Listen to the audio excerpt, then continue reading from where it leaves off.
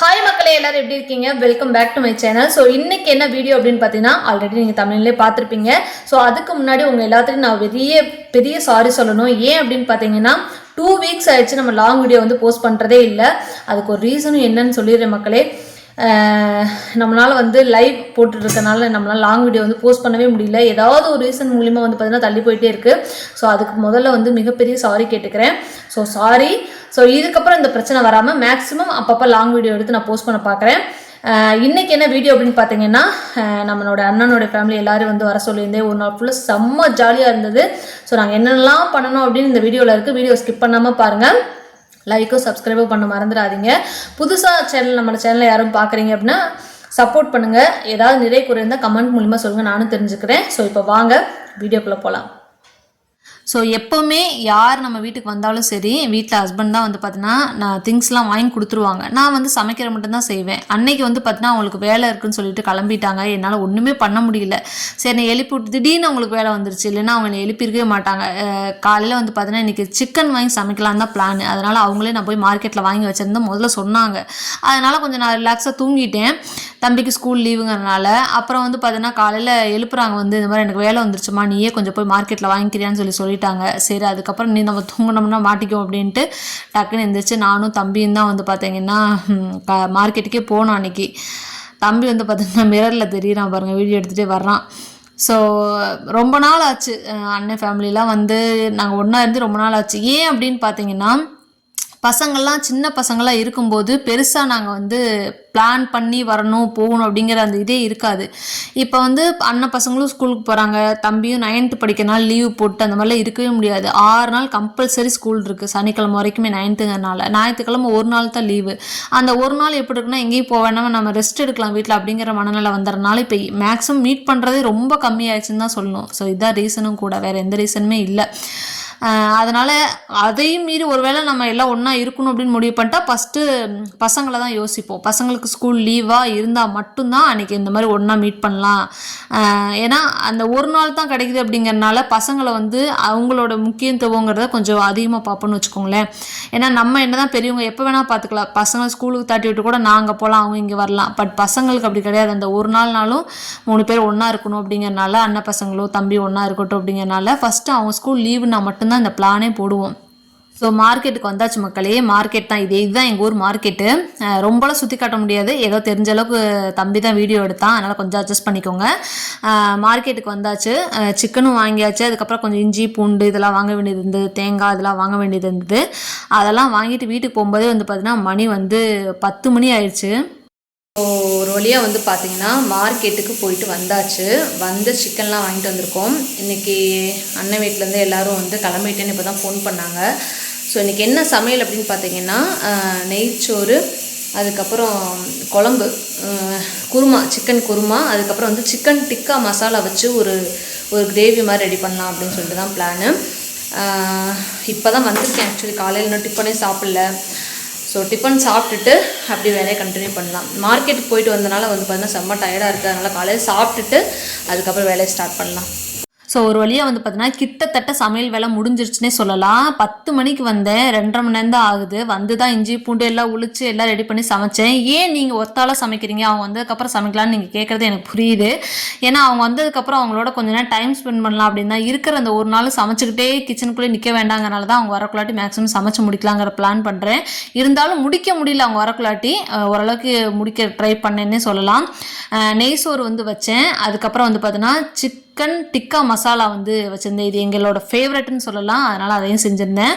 அம்மா வந்து பார்த்தீங்கன்னா சிக்கன் சாப்பிட மாட்டாங்க. அதனால் அவங்களுக்கு வந்து பார்த்திங்கன்னா முருங்கைக்காய் தொக்கு வந்து தனியாக செஞ்சுருந்தேன். அதுக்கப்புறம் வந்து பார்த்திங்கன்னா சாம்பார், வெங்காய சாம்பார் அவங்களுக்கு தனியாக வந்து வச்சுருந்தேன்.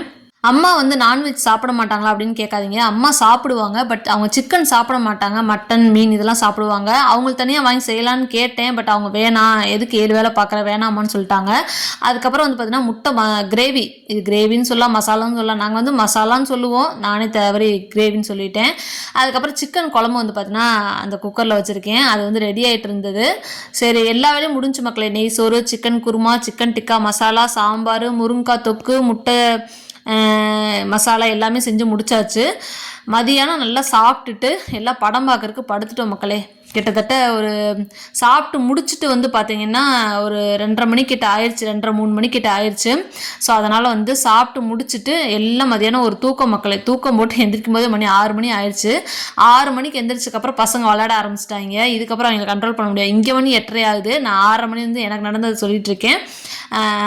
பசங்க வந்து டிவி பார்த்துட்டு இருந்தாங்க, அதுக்கப்புறம் விளையாண்டுக்கிட்டு இருந்தாங்க. நாங்கள் எல்லாம் மதியானம் என்ன பண்ணோம்னா தூங்கணும், கொஞ்ச நேரம் தூங்கணும். அதுக்கப்புறம் செஸ்ஸு விளையாண்டோம், ராஜாராணி விளையாண்டோம், படம் பார்த்தோம், சப்தம் படம் பார்த்தோம். அதெல்லாம் வந்து நான் வீடியோ எடுக்கலைங்க, கொஞ்சம் நானுமே ரெஸ்ட் எடுத்துட்டேன். ஏன்னா காலையில் வேலை பார்த்தனால ரொம்ப டயர்டாக இருந்தது.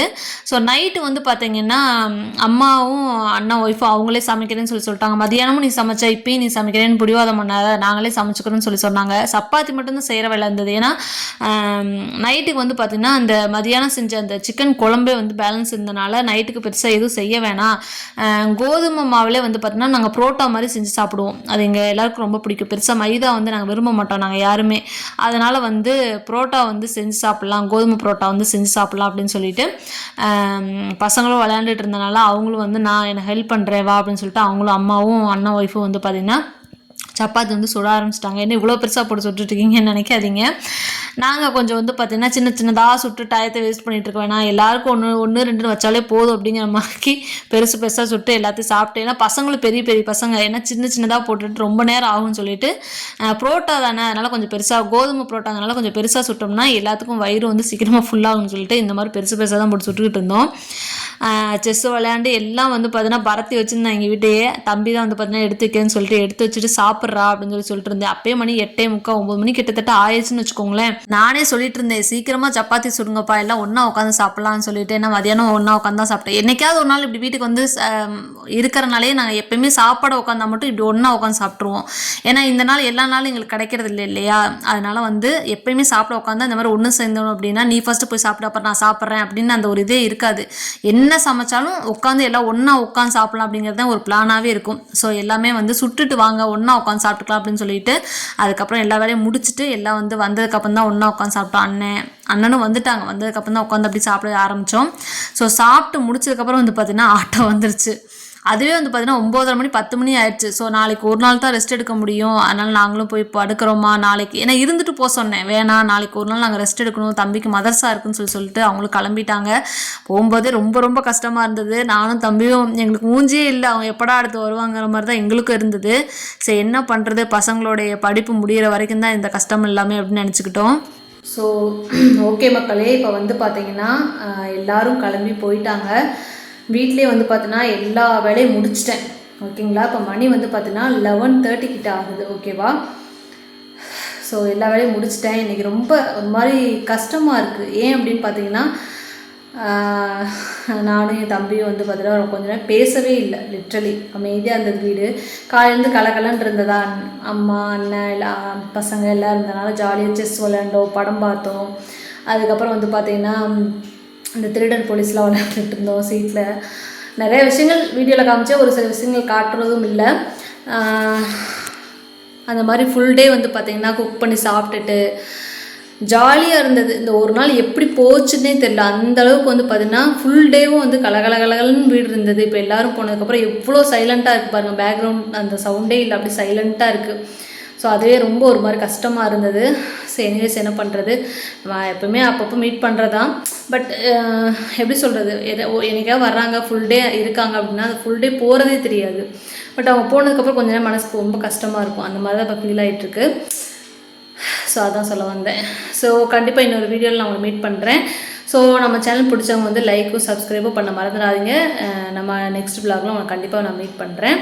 என்னுடைய சேனலில் ஏதாவது நிறைய குறை இருந்தால் கண்டிப்பாக வந்து கமெண்ட்டில் சொல்லுங்கள் ஓகேவா. பாய்.